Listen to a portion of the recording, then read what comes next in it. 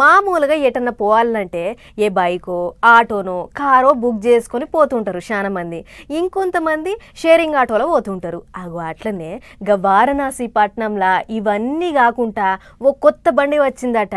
మరి గా బండి ఏంది, అది ఎట్లా నడుస్తుంది అనేదంతా తెలవాలంటే మొదలు గీ వార్త చూడాలి. 4 కిలోమీటర్ల తొవ్వ, 5 స్టేషన్లు, 815 కోట్ల రూపాయల ఖర్చు. ఏంటిదనుకుంటుర్రు? గీ రోప్వే ప్రయాణం వివరాలు, దాని 17 ఏళ్ల మెయింటెనెన్స్ ఖర్చు.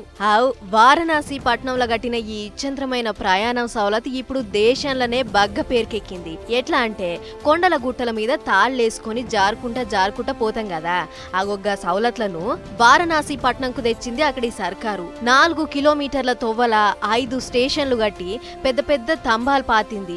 ఇక వాటి మీద బలమైన తాళ్లకు చిన్న చిన్న బండ్ల సొంటి డబ్బాలు తగిలిచ్చి మీదంగా ప్రయాణం చేసే ఇకమత్ చేసింది. ఇగో గిడ జారుకుంటా పోతున్నాయి చూడుర్రి, గివే ఆ డబ్బాలు. భూమి మీద పోయినట్లు ఒకదాని వెనుక ఒకటి ఎంత ముద్దుగా పోతున్నాయో కదా.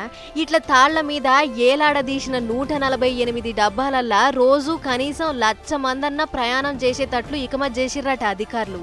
అంతేకాదు స్టేషన్ల ప్రయాణికులకు కావాల్సిన అన్ని సౌలతులు చేసిన సర్కారోళ్ళు ఏమన్నా ఎటమాటం అయితే ఎక్కినోళ్లను కాపాడేతందుకు 3 లెవెల్ల రెస్క్యూ సిస్టమ్ ని తయారు పెట్టిర్రట.